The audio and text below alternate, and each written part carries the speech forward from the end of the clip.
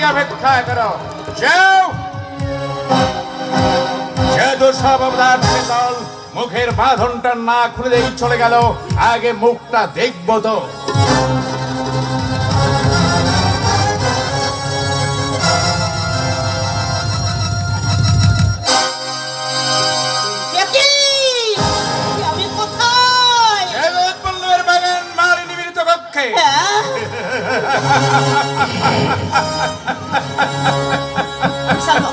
না না, বিচলিত হওয়ার কোনো কারণ নেই।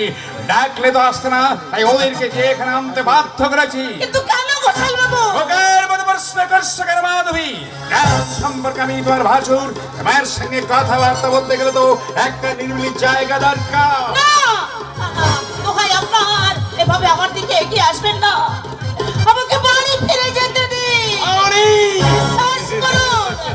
ঘরে আমার খোকা ঘুমিয়ে আছে, ঘুম ভেঙে গেলে সে আমাকে দেখতে না পেলে ভীষণ কান্নাকাটি করবে। ওদিকে খোকনের বাবা। নিশ্চিন্ত থাকো, আর কিছু জানতে পারার আগেই তোমাকে আমি পৌঁছে দেবো। তার মানে? মানেটা এখনো বুঝতে পারছো না?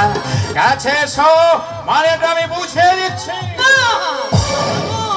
তুমি আমার মনের বাগানে ফুটে ওঠা সত্য গোলাপ, ওরে আর কি একাই গন্ধ নেবে, আমি গন্ধ পাবো না।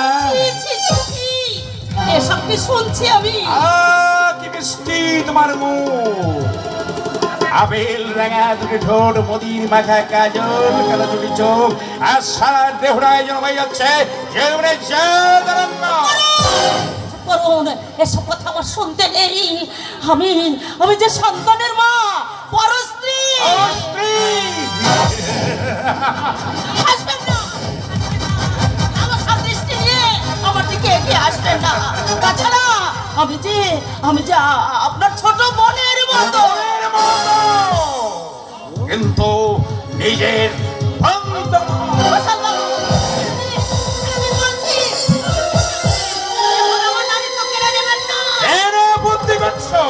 এই কথা তুমি আর আমি ছাড়া কেউ জানতে পারবে না।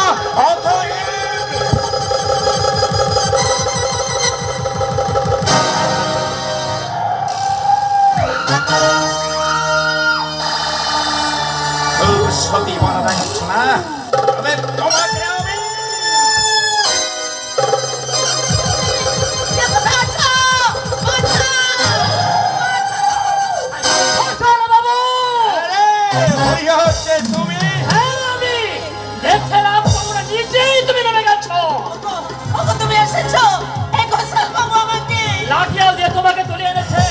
খবর আমি পেয়েছি মাধবী। এই নাও খোকনকে ধরো, জনতার সঙ্গে আজ আমি শেষ বোঝাপড়া করে নি। জগত বল্লভ ঘোষাল, তোমার মুখোশ আজ আমি খুলে দেবো শয়তান। যে মানুষের হাত দিয়ে তুমি আমার স্ত্রীর ইজ্জত লুট করতে, সেই হাত আজ আমি ভেঙে চুরে ঘুরিয়ে দেবো, আর কারো ঈশ্বরে চিৎকার করে বলবো, জগত বল্লভ ঘোষাল একটা জীবন্ত শয়তান। সুযোগ তুই পাবি না। তুমি কি করলে? কেন তুমি এভাবে এখানে চলে এলে? পারলাম না মাধবী, এই জানোয়ারটার হাত থেকে আমি তোমাকে রক্ষা করতে পারলাম না। যদি দিনে পাও এর প্রতিশোধ নিও। আমাদের খোকনের রইল, ওকে তুমি মানুষের মতো মানুষ করো। আজ থেকে আমাদের খোকনের নাম রেখো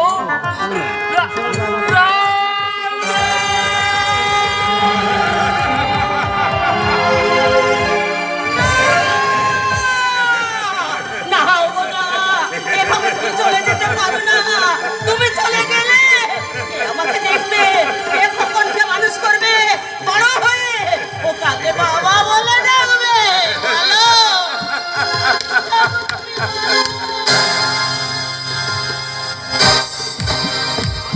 বাচ্চাটাকে ওর কোল থেকে কেড়ে নাও। আমার ছেলের গায়ে হাত দিলে তোমাদের মাথাগুলো আমি চিবিয়ে খাবো।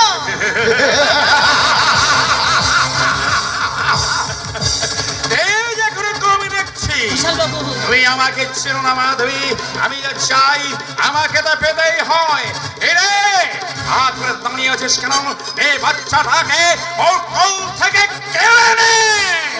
না, দোহাই, দোহাই তোমাকে। না, ছেড়ে দাও, আমার খোকনকে। তোমাকে দোহাই, আমার খোকনকে আমার কাছে ফিরিয়ে দাও। ঘোষাল বাবু, দয়া করুন, ঘোষাল বাবু, দয়া করুন। দয়া? বেশ, তুমি যখন বলছো তখন তো তোমাকে দয়া না করে থাকতে পারি না।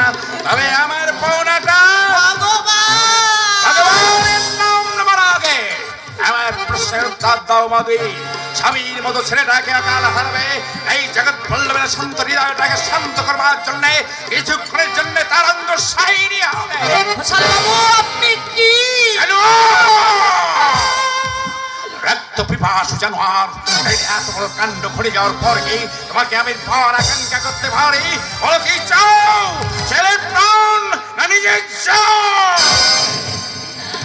আমি হ্যাঁ, তুমি তুমি তুমি তুমি আমার খোকনকে আপনি বাঁচতে দিন ঘোষাল বাবু। তাহলে অবস্থার বিপাকে পড়ে শুধুমাত্র আমার খোকার প্রাণ বাঁচাতে এই অসহায় আম্মা আপনার ইচ্ছা পূরণ করতে এই মুহূর্তে রাজি।